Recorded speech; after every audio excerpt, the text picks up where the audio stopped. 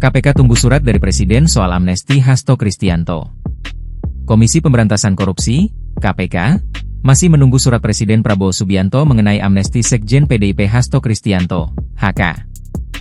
Pada Kamis, 31 Juli 2025, DPR RI menyatakan telah menyetujui usulan pemberian amnesti bagi Hasto yang diajukan Presiden Prabowo. Hasto telah mendapat vonis 3,5 tahun penjara dan denda Rp250 juta dalam kasus dugaan suap terkait penggantian antar waktu, PAW, anggota DPR pada 25 Juli lalu. Terkait dengan pembebasan saudara HK ya, tidak lanjut dari amnesti yang diberikan oleh Presiden, kami masih menunggu surat tersebut untuk tindak lanjutnya. Namun teman-teman, tentu hal ini tidak menjadi hiatus pemberantasan korupsi. KPK masih terus berkomitmen, masih terus semangat. Dan terkait proses hukum saudara HK yang kemudian mendapat amnesti, tentu ini bisa menjadi ruang diskursus bagi publik untuk memberikan pandangan-pandangannya sehingga kita bisa sama-sama memberikan sumbangsih bagi perbaikan hukum, perbaikan pemberantasan korupsi di Indonesia, kata juru bicara KPK, Budi Prasetyo, di Gedung KPK, Jumat, 1 Agustus 2025. Ketika ditanya mengenai prosedur pembebasan Hasto, Budi mengatakan KPK sedang menunggu surat dari Presiden mengenai putusan amnesti. Kami masih menunggu surat dari Presiden karena kami kemarin masih mendengar info terkait amnesti dari ruang-ruang publik, dari pemberitaan di media, tuturnya. Ia juga menyatakan belum ada surat dari pengadilan untuk pembebasan Hasto. Kami masih menunggu surat itu untuk pembebasan saudara HK, ungkapnya. Terkait dengan proses banding kasus Hasto, Budi mengatakan proses hukum akan dihentikan jika keputusan Presiden sudah dikeluarkan.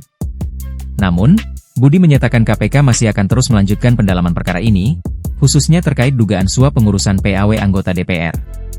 Dalam perkara ini, KPK juga masih ada beberapa tersangka yang sudah ditetapkan dan satu juga masih menjadi DPO, daftar pencarian orang buron.